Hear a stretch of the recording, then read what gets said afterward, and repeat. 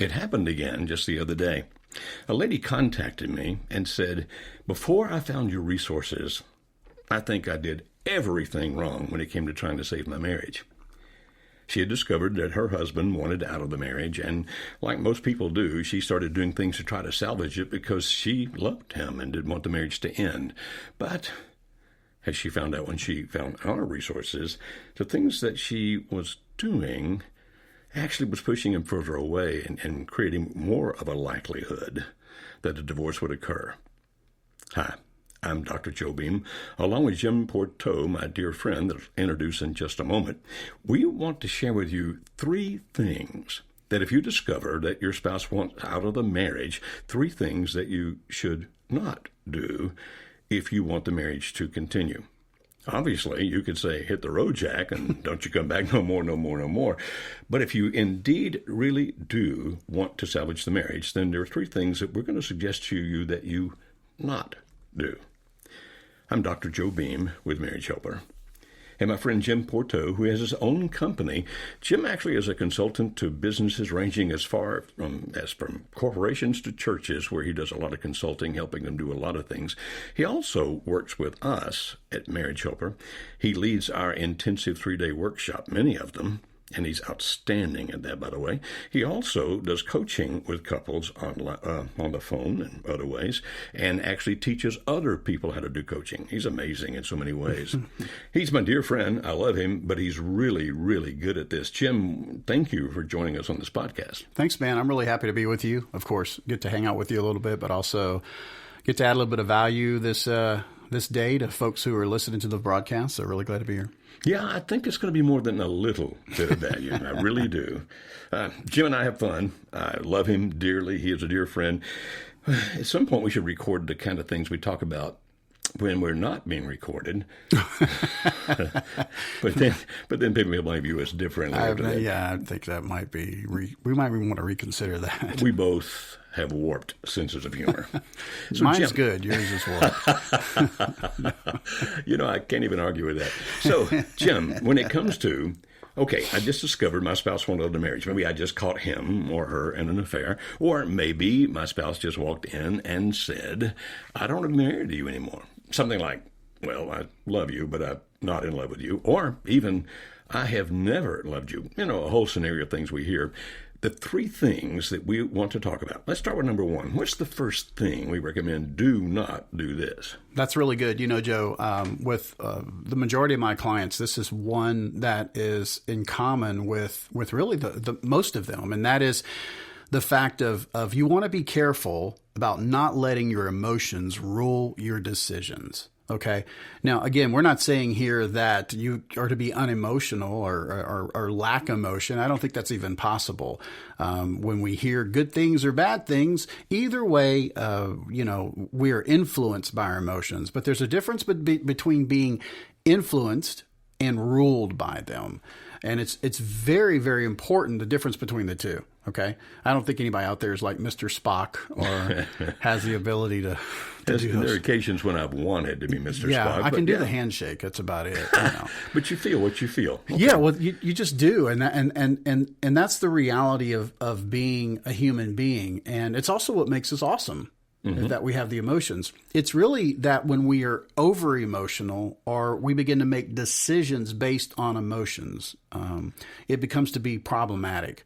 Especially if we're in a sense of heightened emotion, so they'll tell you, if you're either really happy or really sad, you probably don't want to go shopping. Yeah, either way. Yeah, it's probably not good, or don't go shopping while you're hungry at the grocery store. Yeah, I dropped into Costco just yesterday to pick up one thing. How'd that work out for you? Well, I spent $171. Wow, that was easy. And that was just at the food bar, right? Because I was hungry. Yeah, that's me, man. Mm-hmm. Every time. I joked about that the other day. So what happens is we're influenced by things. Mm-hmm. And so emotion is very, very powerful. It can distort our view of things. It can distort the intensity of things. Whether we're really happy or really sad. And so the key in this is not being emotionally detached or to be without emotion. The key for me, and when I'm working with clients, and I know in my own life, Joe, is really just not letting them rule my decisions. Mm-hmm. Okay? So what would something like that look like, you think, ruling a decision? Well, it's according to which emotion we're talking about. And I want to talk to you about two or three. One is people, because they love their spouses and they want to keep the marriage together, like one of the primary emotions that they deal with is fear. Mm-hmm. And when they become afraid, they do all kinds of things. And there's another I want to talk about after that, which is anger. But let's talk about fear first. So I just found out that my wife is leaving me, and I love her. Therefore, I become afraid because I'm afraid I'm going to lose this relationship. You've seen, as well as I have, the kinds of decisions that people make and the things that people do in fear. Yeah, they do. Well, let's say I do crazy things when when fear steps in, that's for sure. Fear is really related to emotion. You could argue the stance a little bit, but I'm saying that, babies aren't born fearful.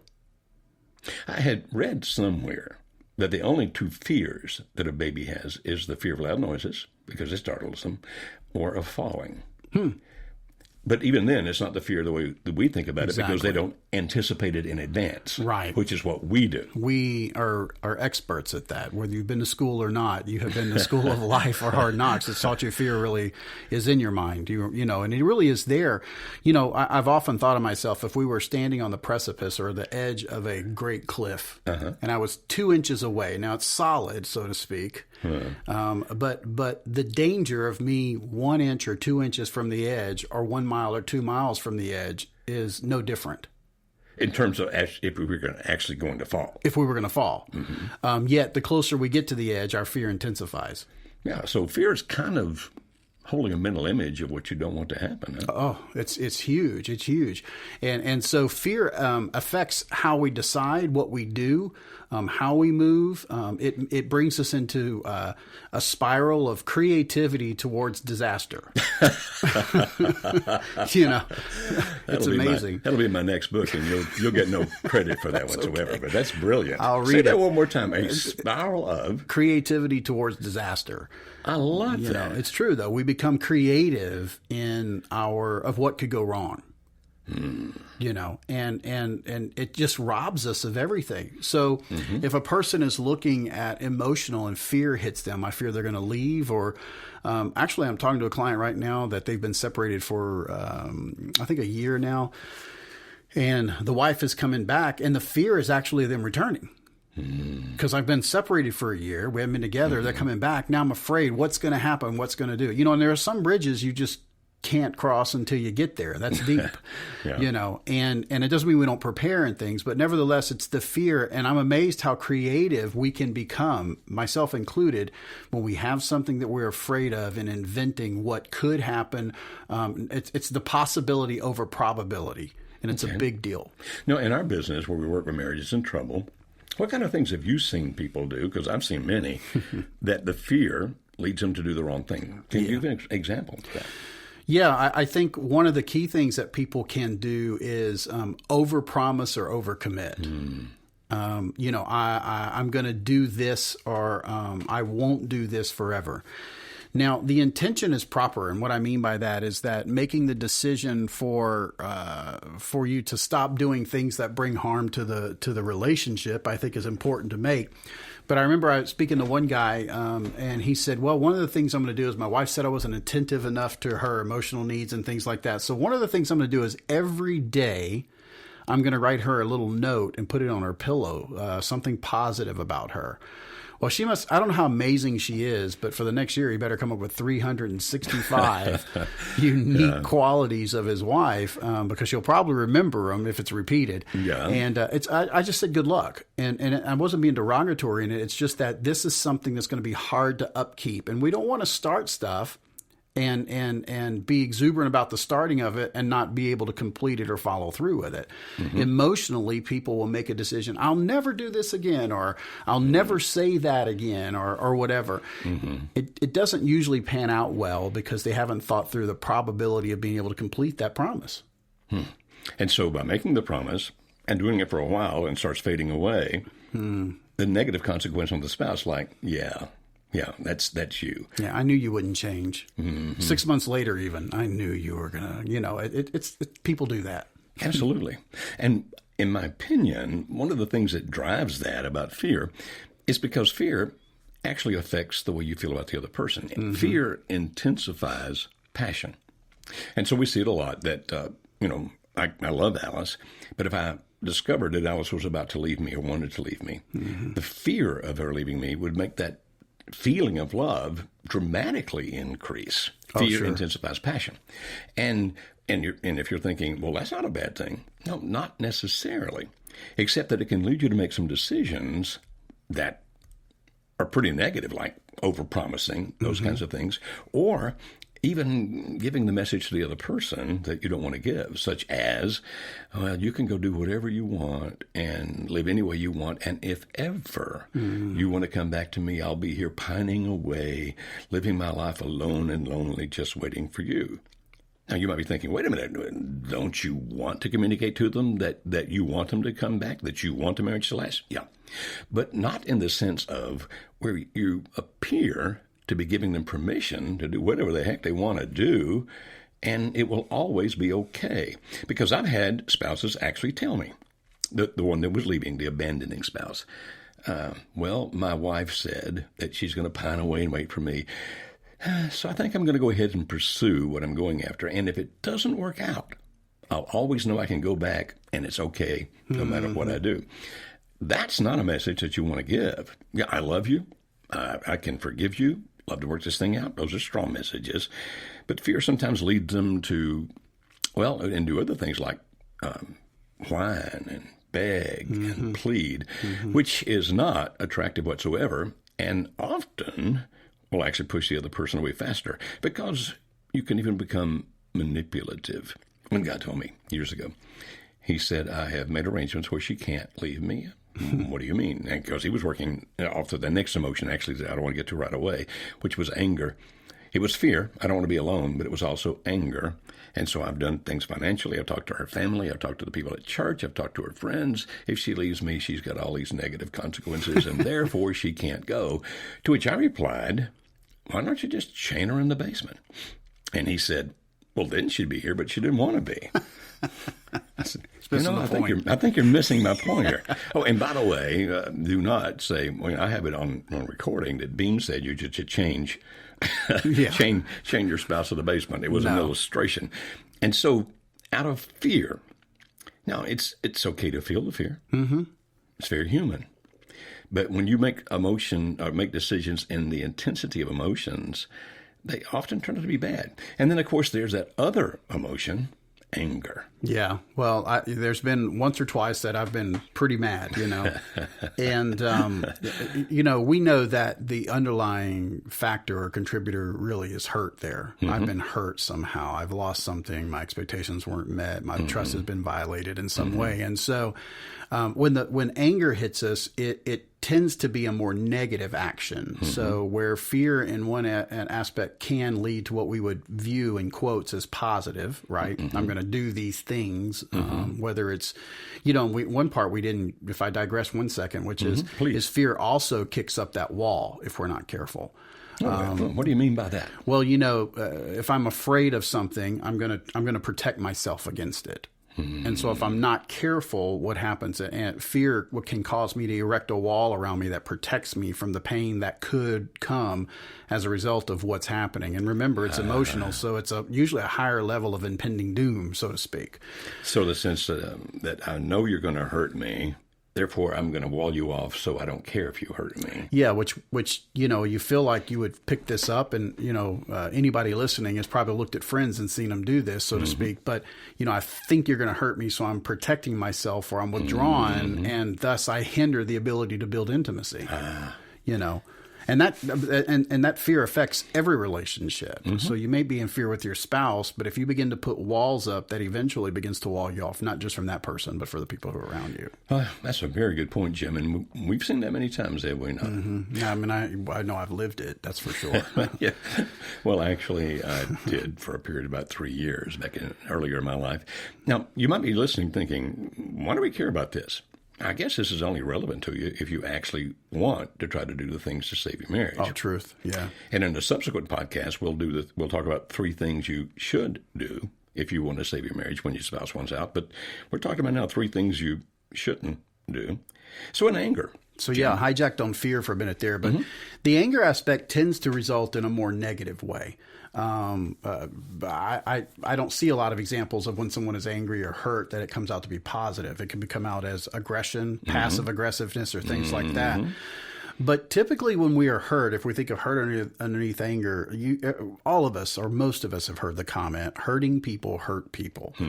And so when I'm hurt, it's the reaction to that would be to cause pain to the other person.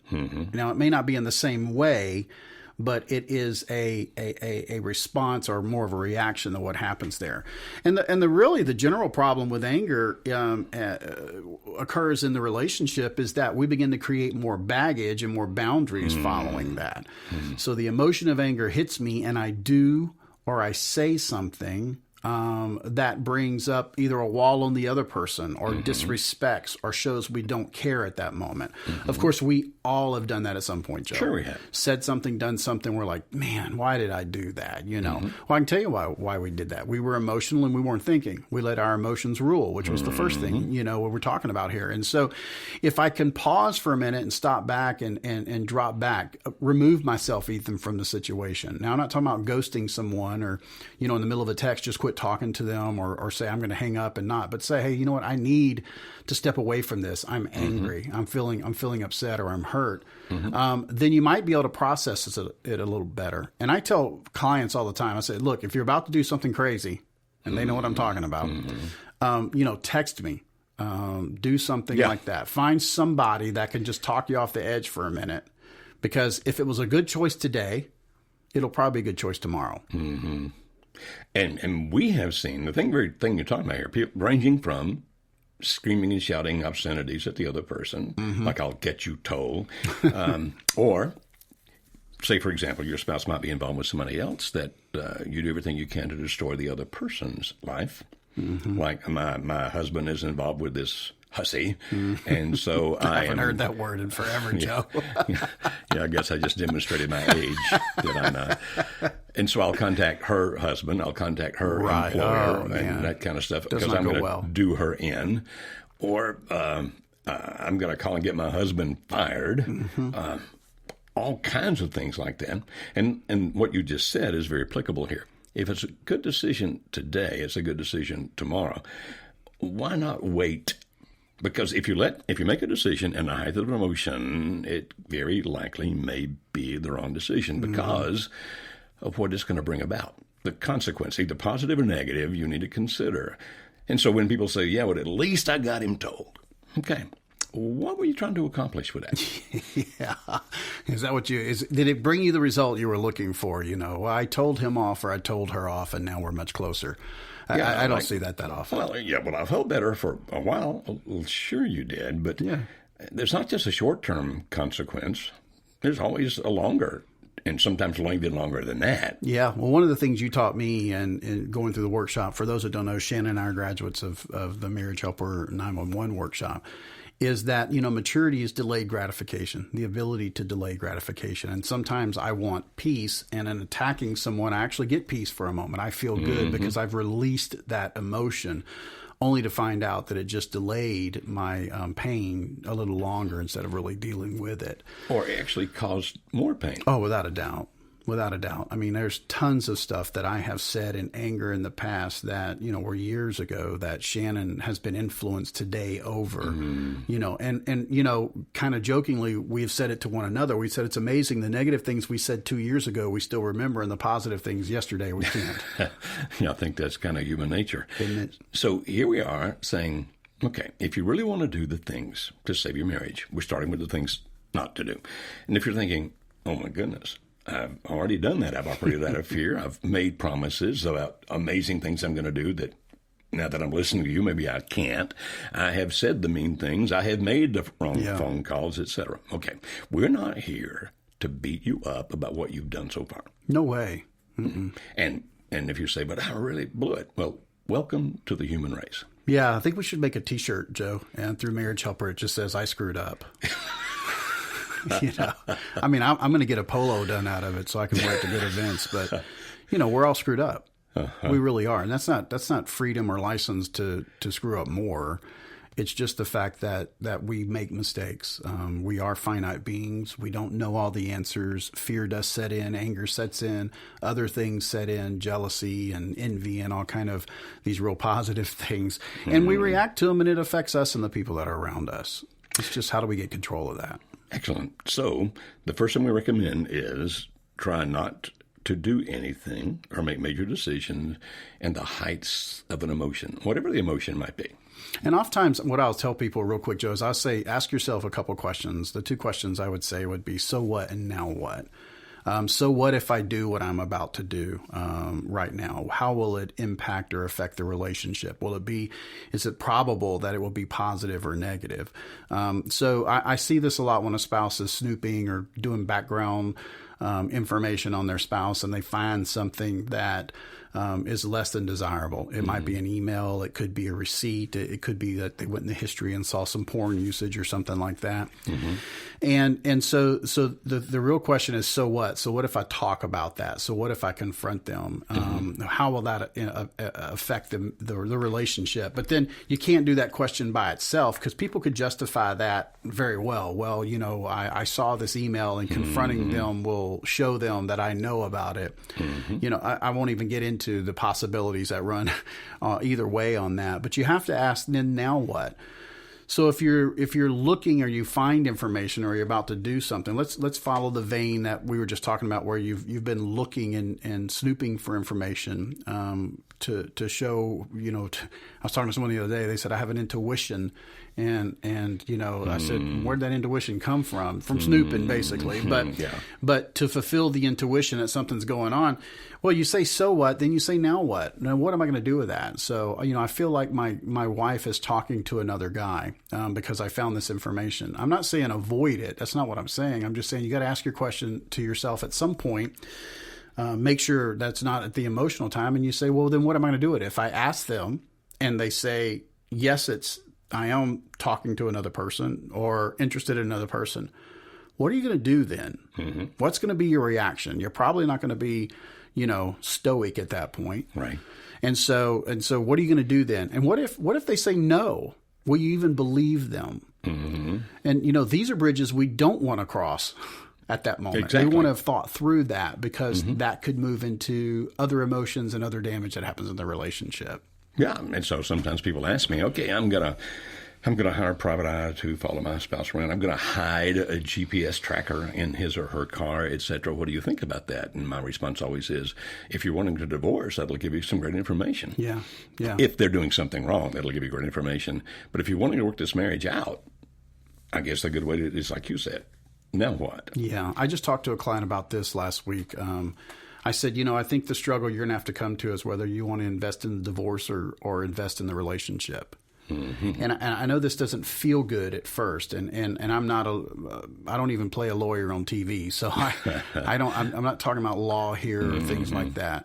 It's just that it's really hard to be duplicitous in that focus, that I'm trying to find information to protect me in a divorce, and at the same time, I'm trying to build trust in a relationship with the person that I'm trying to find dirt on, so to speak. I don't know how to do that well. I don't know how to coach you there. Like two different goals going two different directions. It just really is. And so I think that's part of it that people have to consider. And a lot of times it's emotionally driven even to do that.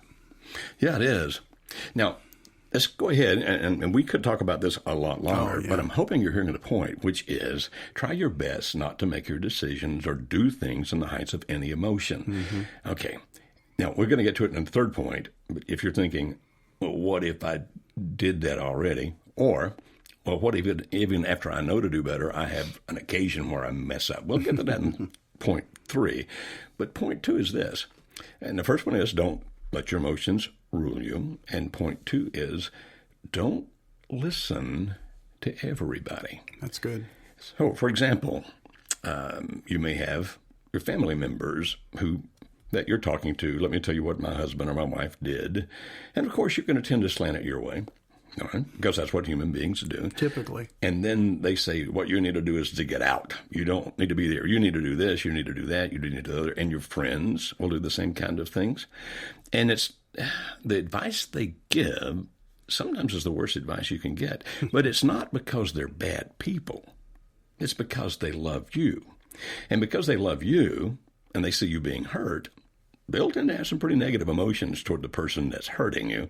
And therefore, the advice they give tends to be advice that, if you follow, makes things worse. Now, again, if you're just wanting out of a marriage, do whatever you want to do. Sure. But if you really want a shot at saving this marriage, be very, very careful about listening to your friends. A lady said to me the other day, well, I told my friends about my husband doing this, and they said, don't believe him, he's lying. And my question back to her was, why are you talking to them about this? Because what kind of response do you expect to get from them? Right. And how would they know that he's lying? It's amazing because I think all of us are influenced by previous relationships. Mm-hmm. You know, what we've gone through and what our experience is. Mm-hmm. And we want to help people. I remember when I left Shannon. Some of you know our story, some of you don't. I won't get into it today, but nevertheless, when I left Shannon, I remember talking to at least two of my relatives. Of course, I'm framing it from my perspective. I was in limerence at the time, and we have plenty of information that you can look out to find out what that is. But I had rewritten history with Shannon and I remember talking to these two relatives and saying, you know what, I never loved her. I never had really anything in common with Shannon. And their response to me was, of course, I'm summarizing it, but basically was, you know, you're right. I've seen that. I noticed that and things like that. Now, I don't know if they genuinely felt that, or at that point they realized either consciously or subconsciously that my relationship with Jimmy's not terminating. We're relatives. We're close relatives, but the relationship with Shannon probably will. So who am I going to identify with right now? And so they identified with me. Right? They love me. And friends and family are going to tend to do that. It's going to be an oddity for one of them to go, hey, what you talking about, Willis? I mean, you know what I mean? I think you it's going to showed your age. Yeah, no joke. Everybody likes that. TV land, y'all. But I think that's a difficulty, and that's the negative side. Of course, the positive areas, we look at, you know, our grandparents, or we look at people that are friends or family, and they've been married a long time. And it's like, well, you know, we're in crisis. What do we do? And those people are going to respond based on their experience, which can have some very positive things that are in it. The challenge there is they're different people. They're different personalities, behavioral styles, a family of origin. They have different vulnerabilities in their life that have affected them. Different cultures in which they grew up. It's huge. It's really, really huge. And so for me to start giving, you need to do this type information, makes some huge assumptions. One is that I assume that I'm in the same place, same time, same situation, same circumstances as you are, with the same personality and the same desired outcome. I just don't know how that even comes together. So we go to these people, like I go to my grandparents, married 50 some odd years, and I ask them, what did you do to make this marriage work? Well, the truth is that may not apply to me in general. That's you right. know, they talked to a 108-year-old lady the other day on TV, and they said, well, what is, you know, can you tell us, how did you get to live this long? And, you know, she said a shot of whiskey a day and a can of snuff. I mean, give it a try, y'all. I just don't, No, do not give it a try. I don't think that's what's going to get you to 108 years old. But they have a perspective. And so, you know, even if they have a positive thing, they may not have understood or not understand where you are. You know, I told you a story once before, Joe, about my grandparents. You know, I always thought they had the perfect relationship. And when I looked at them many, many years into it, it was amazing. I mean, they loved each other. My grandfather loved my grandmother. They cared for each other and just, they were so interdependent, so to speak. But my grandmother once told me about a time when they first got married where he was, you know, kind of proving he's the man of the house, and he kind of grabbed her by the back of the hair. And her response was a can of Crisco to the top of his head. Now, he did let go, so it was effective, although I would not suggest that as you move forward with someone. But they've come through stuff. And the relationship that they have of themselves now, or the view they have, may not even be accurate based on 30 or 40 years worth of consistent activity. And not just getting bad advice, but you hit on a point a minute ago, that they can actually encourage you to do the wrong things. Yeah. Not just giving you advice, you should do this, you do that. You say, I'll give you an example. I hadn't thought about this in years until you were talking a minute ago, and then all of a sudden that memory flashed back. You're welcome. That's what I'm here for. Thank you. I had not yet, back when, and people who listen to the podcast may know my story, that I actually left Alice for another woman and divorced Alice. We were divorced for 3 years before we put it back together and remarried each other, and that was over 30 years ago. So, wow. But just giving that little bit of the story so people can understand what I'm about to say, nobody yet knew I was involved with this other woman. And I was talking to a friend of mine who had just finished law school and was about to sit for the bar. He was an older student. Okay, he was in his 30s when he went to law school. So not just young, you say, well, the guy was just young. This guy had been around for a while. And without telling him it was me, I started telling him the plans that this guy had about what he was going to do, because he wanted to leave his wife for this other woman. and my friend's reaction was, what a jerk. This guy's terrible. And he went on for 4 or 5 minutes about how bad that guy was based on what he was doing and what he was planning on. Of course, that guy was me. He didn't know it at that point. But here's the point of that story. A little later, not that same day, I let him know that I'm the guy. Everything changed. No longer was it, this guy's a jerk, look at all these terrible things he's doing, how selfish he is. It was, well, then you need to do this and you need to do that. He actually was helping me. I actually went with him and his wife, with my lover, to dinner in a place where I knew that we wouldn't be seen or caught. Wow.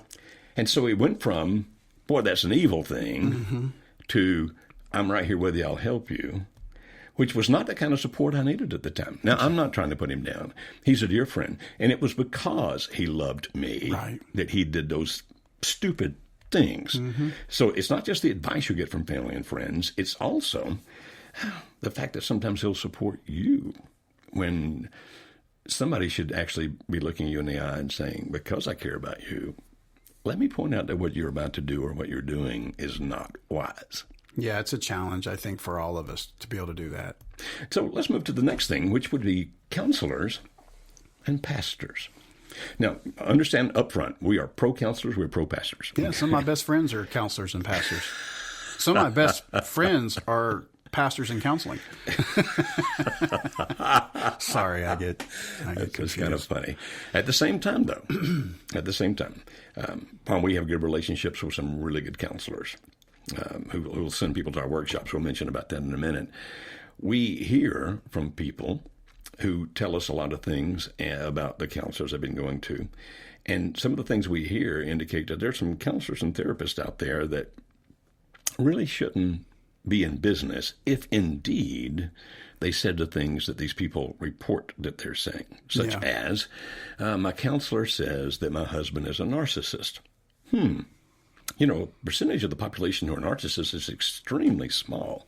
So how many visits did your counselor make with your husband before he or she made that diagnosis? Oh, well, my counselor never met my husband. It's just based on what I say. And, of course, the first thing that goes through my mind is run. Yeah. Because not only is that unethical, it's idiotic. Yeah, it's just not right. And we have a lot of people come to us who say, my counselor said we're just not compatible, we should leave. Now, I'm kind of lumping ministers into the same thing, although obviously they're different, in that we had a lady contact us once, and she said, my husband and I were in the process of reconciling.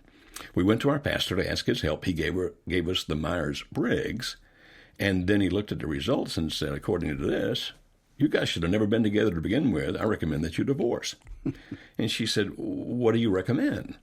I said, well, since you are Christian and you're looking for Christian help, I suggest you find a pastor who is a Christian. Just a disclaimer there. There are some pastors that aren't Christians. No, okay, but it's true. You know what I mean by that. Without a doubt. Without a doubt. And so sometimes you should be very careful about listening to your counselor or your therapist or your pastor or a church leader or whatever, because they're not all created equal. And so we are great supporters and fans of counselors who are good.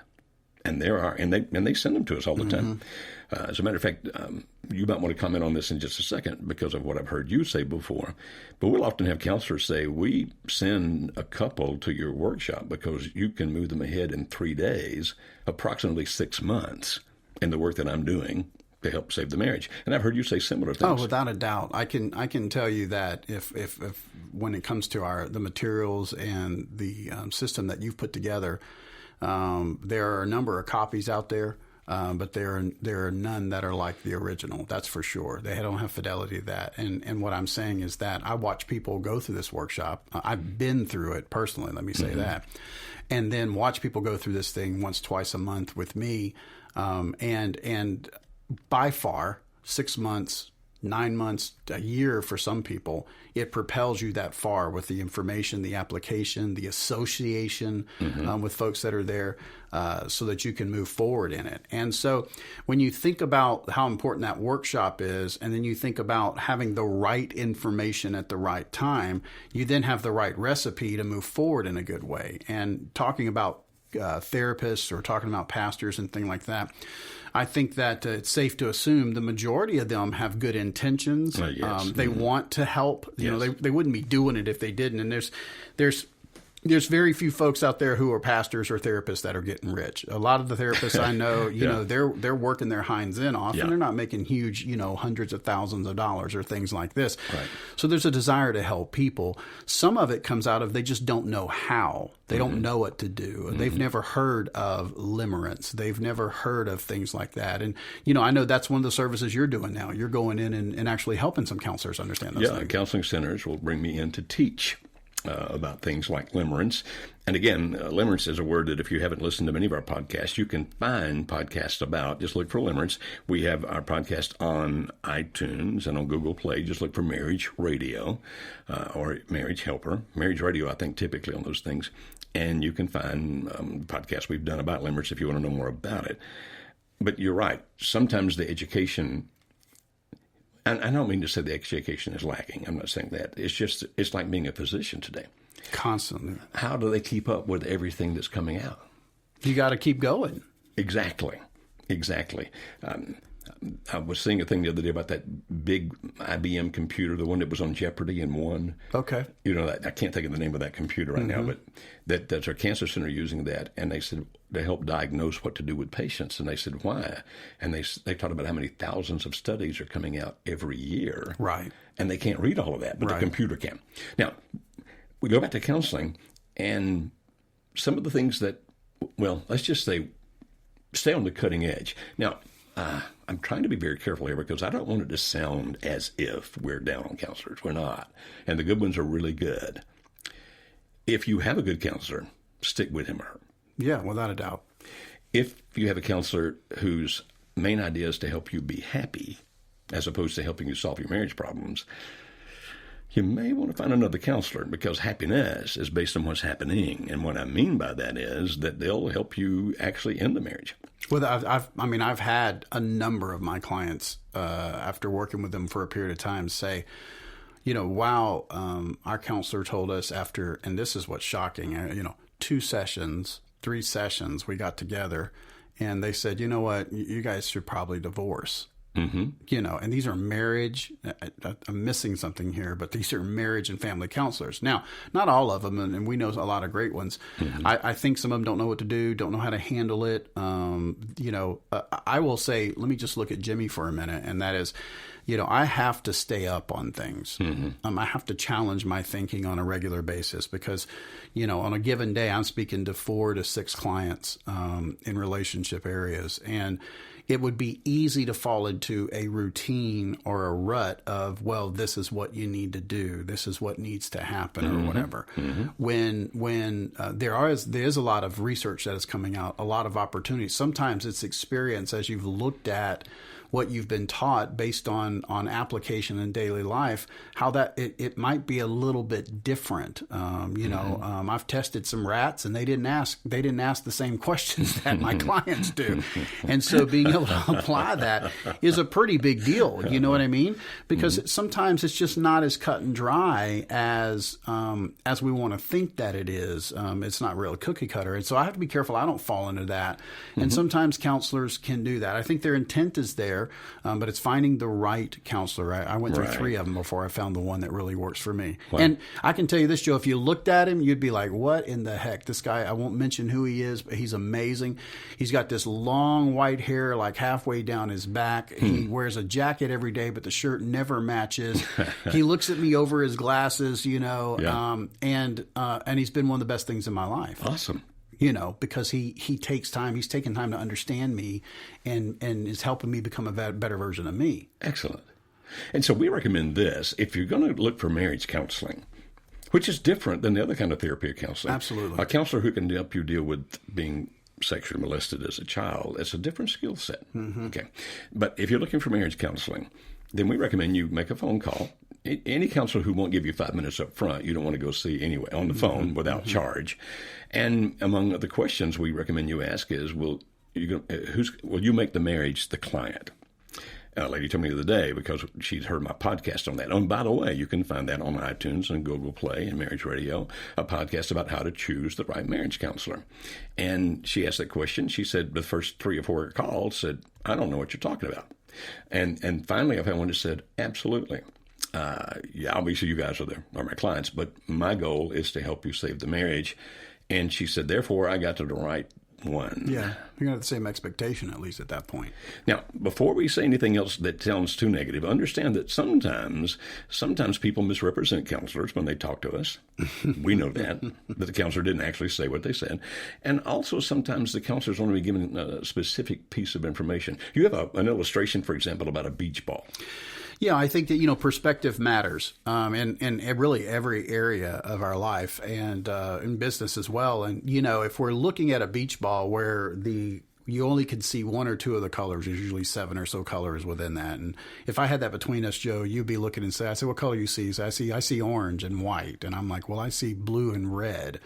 And we have a perspective of that. And oftentimes when we go to people, whether it's friends, families, it could be a counselor or a pastor or something like that, they see the perspective that we're offering. Mm-hmm. And that is good to see, but it's not the whole picture. If we really want to see the whole picture, we have to be able to flip the beach ball 90 degrees and take a look from the top or the bottom and be able to see all those colors. And then that gives us a full view or picture of the entire scenario, the entire experience, whatever. And it's very difficult for, I think, a person to give that by themselves. We have to be able to ask those questions and get multiple opinions or statements from it. Sometimes people aren't ready to do that. They can't do that. Usually friends and family cannot do that. Right. And oftentimes it's a struggle. Counselors are better at it. It's often a struggle for our pastors to do that. If we are both part of the same church and we go in, they know us. They have their biases against us, Right. They may not have, most pastors have very little training in psychology or training in what the mind and how the mind works and things like that.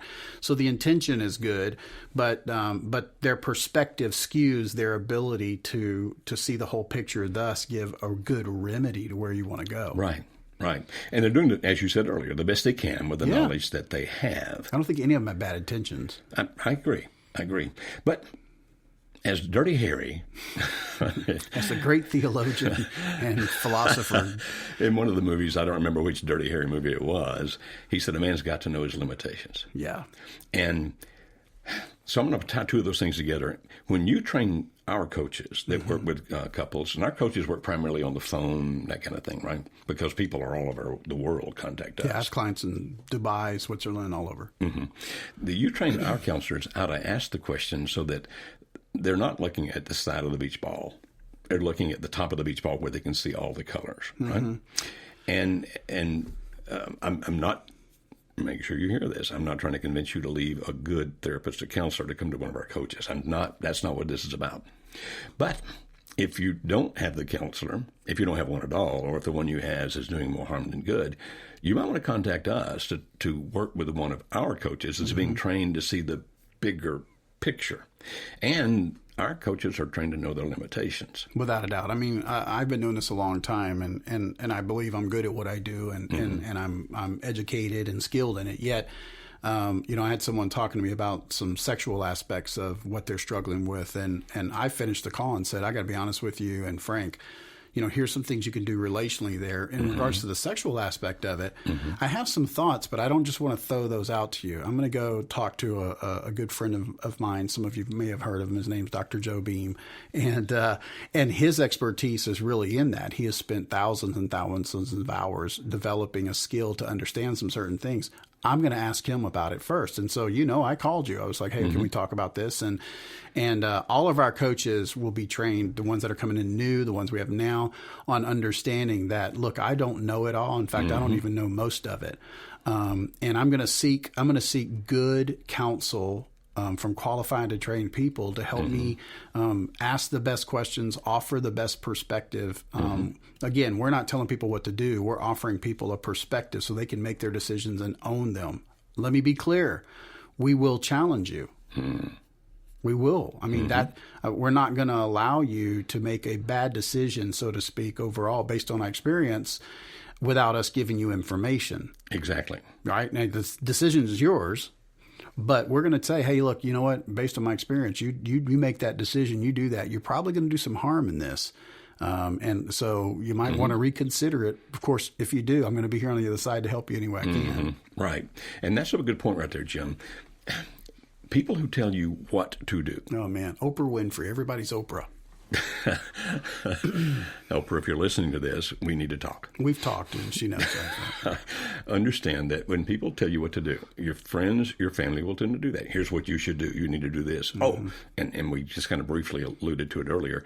It's amazing how much they know about the motivations of your spouse. Oh, yeah. Oh, he did this because of that. She said that because of this. Look, even you don't always know why you did what you did. I've done things in my life, and I thought, why the heck did I do that? Oh, I did that yesterday. So when people tell you this is what they're thinking, this is what their motivation is, this is what you should do, I don't care if that person is a pastor or if the person is a counselor, unless it's something like you need to get to an ER, or you need to call suicide prevention. I mean, those kinds of things, yeah, you understand? But otherwise, and Jim just alluded to this with us, we teach principles. We'll ask you questions to learn a lot about you.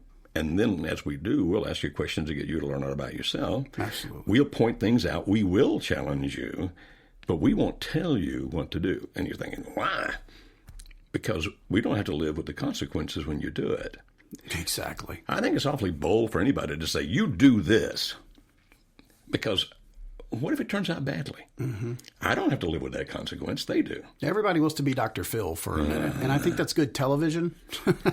It brings up the ratings, but it just doesn't work out in real life. Because at some point, I'm telling you, I'm going to be wrong often, in my opinion. Yeah, which is why programs like that get sued a lot, by the way. And we come back to this and say, so what's your point? We'll teach the principles. We will challenge you. We're going to try to see the top of the beach ball, see the whole thing, and then we'll help you think through the scenarios, as Jim just said. If you do this, here's a likely outcome. If you do that, that's a likely outcome. We'll be here no matter what. It is your decision. But do you really want to do that? Yeah. And we're, these people that we're talking about, friends, family, just other people or people who aren't trained, whether they're friends, family, pastors, or ministers or counselors, we're not trying to find someone who's unemotional. So we're not trying to negate as far as emotion or make it where this is some sterile experiment, so to speak. I know that I'm emotionally involved, if I could put that in quotes, with every one of my clients. I care for them. I have empathy. I cry with some of them. Some of them are in great pain. And that's if you classify people in the offenders and the offendees, so to speak. I cry with both of them. But I'm not going to let that influence my decision in helping you make decisions. Moving forward and doing what's necessary for that. And I think that's one of the key areas is getting the right information at the right time in the right spirit. So if you have a good counselor or therapist or a good pastor helping you, awesome.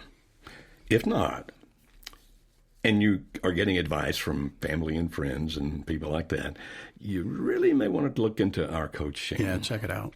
Yeah, you can find out about it by calling our office at 615-472-1161. That's 615-472-1161. Of course, you can always go to our website, which is full of all kinds of free information. We have articles, we have ebooks, we have podcasts. Our website is marriagehelper. That's marriagehelper.com. So, Jim, You we've know, covered two. I'm sorry. One other thing too is quit taking Facebook surveys. Oh my gosh. good I had a lady grief. the other day. I'm sorry, not a lady, a man the other day who said to me, I did a Facebook thing and it definitely said, my wife is this way. They're cute. If you want to find out what your favorite color is or, what movie will describe you best, that's cool. But man, run away from, 8 questions that can tell you what your life is about on Facebook. Absolutely. Or, and this sounds like I'm trying to diss competition. Understand that we don't have competitors. Anybody who truly helps marriages is not our competitor. Yeah, no, we're in the same. We're the same allies. team. Yeah, If they can truly help marriages, we're allies. absolutely. But are there people out there, since you mentioned the internet, and I know this one site, actually I did it several ways because I was really curious. Answer these questions. You answered one, it sent you to another page, answer that one, and then it said, this is what you need. And it was a CD set. So I went back through it, answering the questions different ways, and it always led to the very same CD set. Really? No matter what answer you gave. Smokey Robinson. It was all about, you buy my CDs, I'll tell you exactly what to do, and if you do exactly what I tell you to do, your marriage will be I'm getting it. I'm buying that saved. today. Yeah, don't believe that kind of stuff. All right, so the first thing we said was don't let your emotions control you. Yep. The second is don't listen to everyone, and even us. Don't listen to us unless you do a little examination and find Absolutely. out that we are valid. And number 3, Jim, is don't. Yeah, be careful about expecting a quick fix in whatever you're facing. A long time ago, a mentor of me looked at something I was doing. He said, how long did it take you to build this habit? I said, I've probably been doing it that way for like 10 years, I said, so, what, a month or something? He said, no, why don't you give it 5 or 7 years to undo it? I'm not saying that's what you got to do in your relationship, but one of the things I've heard you say as we've talked together and done things is that as North Americans especially, so maybe not everybody, but we tend to expect things overnight. We look at microwaves and scream, hurry up. It's just kind of how we're wired. And oftentimes I've looked for it and I speak to clients who say, give me a thing. What can I do? When people find out what I do at a party or something, they'll say, can you just tell me one thing? How can I guarantee I'll never get a divorce? And I said, well, don't get married. I mean, that's about the only guarantee I can offer in this whole thing. It's pretty hard to do that if you don't do it. But the truth is there are no quick fixes. Right. It is a series of small steps that are consistent. So I think there's some positive stuff in that. Number one, if there aren't a quick fix for it, that means there also isn't a quick kill for it. People are constantly sending me texts or talking to me on my private line, and they're saying, I'm about to do this. Oh my God! I did this yesterday, and I guess now it's all over. I'm like, no, it's not the one thing. Exactly. It's not the one thing. Unless it's like you shot somebody or something. Yeah, exactly. And then you're going to get out of jail eventually. So it just depends on how patient you are. But the point is, there really isn't one thing in general that's going to tank the marriage. It may make it a hell of a lot worse. But there's not one thing you're going to do that's going to tank it, and there's not one thing you're going to do to fix it, man. Right. And because Shannon and I are living our relationship. This November will be 30 years we'll be married, and so you were like 5? Yeah. I got married in the womb, and you've heard of arranged marriage. You've taken it to the next step. We're different where I'm from, and no, but it's we do things. Sometimes we make big mistakes. We just do because we're human. You mean you teach this stuff, Jim? You coach people and you screw up? Man, absolutely. Call Shannon up and ask her one day. So does she, though, because we're humans. The thing is, it's not one thing that fixes it. It's not one thing that tanks it. It's the series of doing the right thing. It's the series of following through. Showing proof happens over a period of time, not in just a confession. And even if you have a come to Jesus, so to speak, quote, moment, I am a person of faith. I am a Christian. I do believe that God changes lives and everything in an instant. There are oft times, though, that the habits take a minute to change. Yeah, just a minute, right? Yeah, and that's the key, Joe. We have those kinds of habits, and we know that to be true in Scripture. We watch that, Jesus himself sat with a bunch of disciples, and 3 years into it, they're still doing some of the same goofy things they were doing when he first picked them up as fishermen or anything else. We struggle with those kind of things, and the encouraging factor is to stay focused on the long game. Looking down. This is not a sprint. This is a marathon. And many times, in fact, most times in a marathon, you cannot see the finish line. I had never thought about that, but that's a good point. It's there. And there's a path to follow. Not an exact, it's a general course description. I think that's what we offer. Right. And people who are using wisdom use that. So you're moving in the right direction. But many times in marathons, what you'll find out is people aren't in competition with anyone but themselves. They're looking at their time. They're just moving forward. So people are passing you, you're passing people, but that's irrelevant. What's relevant is that you're moving forward, you're taking steps, you're moving towards the goal, so to speak. And what's that goal? Intimacy, passion, commitment. Our goal is to love, like, and respect each other. Our goal is to be closer than we were 2 years ago. How do I do that? Consistent steps moving forward and using the definition of what I've heard you share with me many times, which is the definition of maturity, which is that delayed gratification. Today, I may not be getting what I want, but if I keep doing the right things, if anything will work, this is going to work, and I'm going to. Anything will work. If anything will. So you should follow with your illustration there, not like it of the marathon. You're welcome. If you stumble, you keep going. If you fall down, you get up. You just keep going. Yeah. Even sometimes, Jim, people come to our intensive 3-day workshop. Jim leads a lot of our intensive 3-day workshops.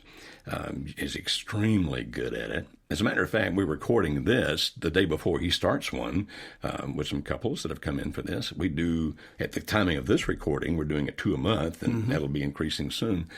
And people sometimes come to the 3-day intensive workshop with a spouse who does not want to save the marriage, but came because they were offered a deal. Like, if you come to the workshop after the 3 days, I will sign the divorce papers if you want me to, things like that. Sometimes they actually tear up the papers during the workshop. People say, great, but we don't tell them it's a 3-day fix. It's a 3-day actually seed planting. Absolutely. And so sometimes it's a week, 3 weeks, 5 weeks, 6 weeks, 2 months, 4 months later that they actually are able to turn it around and fix it. A couple came to a workshop not long ago. It had been a year since they'd been to the first workshop.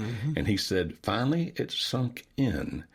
And so even with things like we do, which is extremely effective, 75%, 3 out of 4 couples come to our workshop. Powerful. Turn it around and salvage their marriages, which is really significant because the majority have one spouse there that has no desire to save the marriage.